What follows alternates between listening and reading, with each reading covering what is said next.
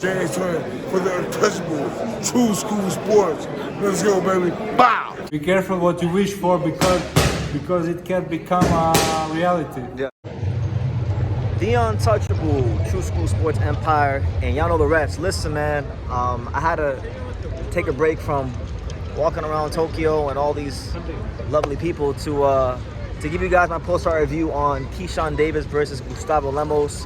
The result of the fight is a brutal, just a very quick, brutal beatdown from the businessman. The businessman standing on business.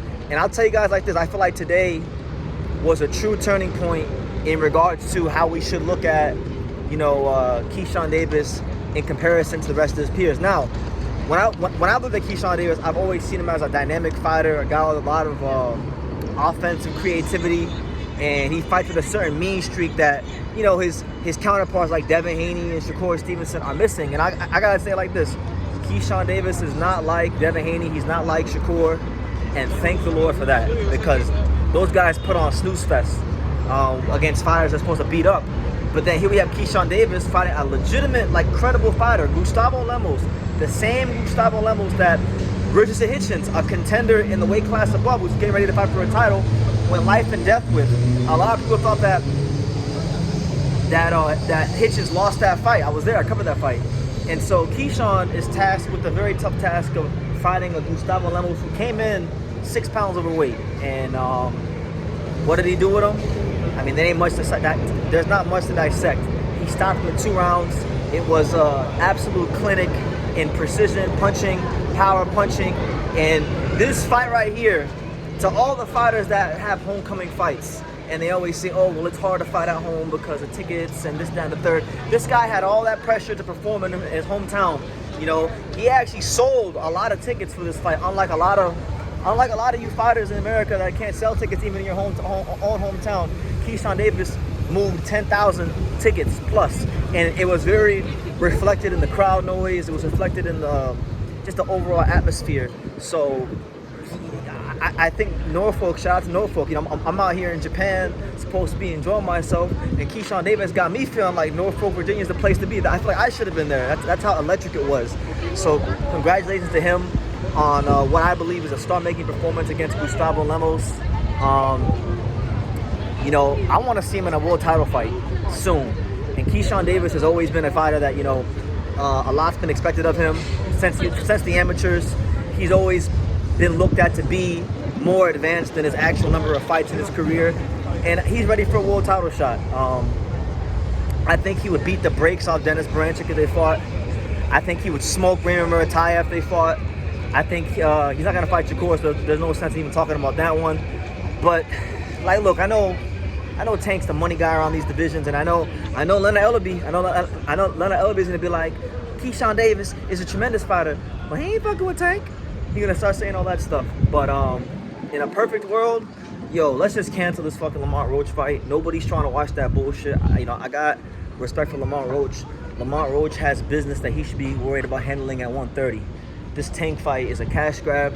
Nobody wants to see this bullshit outside of people who like Lamont Roach and people who dick ride Gervonta Davis. Give us Keyshawn Davis versus Gervonta Davis, all right? I know people are going to say, well, nah, he not ready for Tank. No, who cares? Are you guys his manager? Are you guys his promoter? No, you're not. So why the fuck do you care if he's ready or not? It's boxing. It's boxing. Let me not get too aggressive because I'm in Japan, but why do you guys care if he's ready or not? If he's in position to fight him, if he's high enough in the rankings, if he's putting on star-making performances, if he's selling tickets, if he's giving you guys entertainment, which at the end of the day, boxing at the world-class professional level, at championship level, is all about entertainment and the quality of fighter. Keyshawn Davis has shown you he's a quality fighter time and time again, and he's definitely entertaining, with his personality and stuff. I like him. I think he's got a lot of potential. And he's a breath of fresh air, a young American fighter who's not playing tip-tap boxing,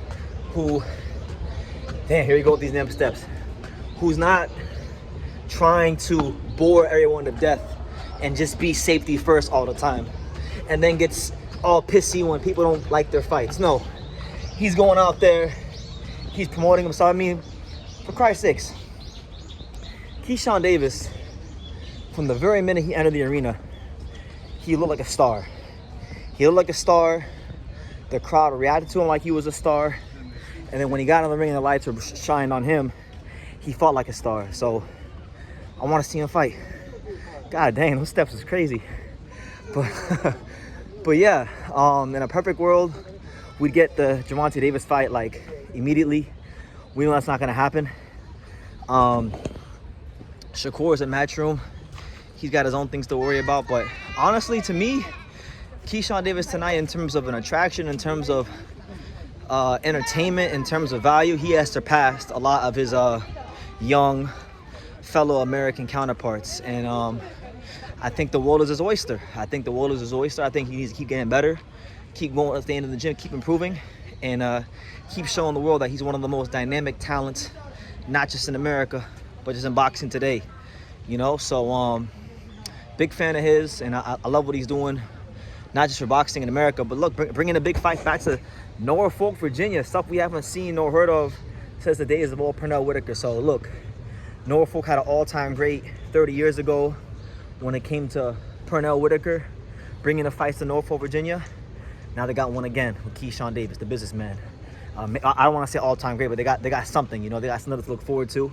And he's got a lot of potential. He's got a very, very high ceiling, and I like him a lot. So I know I'm probably being wishful and optimistic, hoping that Gervonta Davis fight him. I know it's not gonna happen, but you know, a man can dream. A man can put it out there on his little YouTube boxing platform, and the world can do with it what they want. But yeah, an absolute demolition job. This fight was the perfect example of how you as a fighter come back to your hometown. This is how you come back to your hometown. You oh, look at that guy. Look at this guy dancing. You see, every time I walk around Japan, you see people dancing. But it was an example on how you're supposed to deal with somebody in your hometown. You know, beating the brakes off of them. That's how it should be. And shout out to Keyshawn Davis. Look at this guy right here.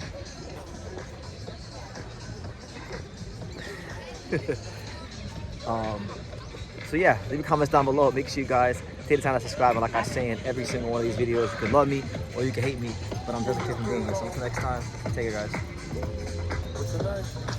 Thank you for watching another video on the untouchable True School Sports Empire. I'm at the Boxing Hall of Fame out here in Canastota, New York. And for more great boxing content just like this video, make sure you click and subscribe right over here.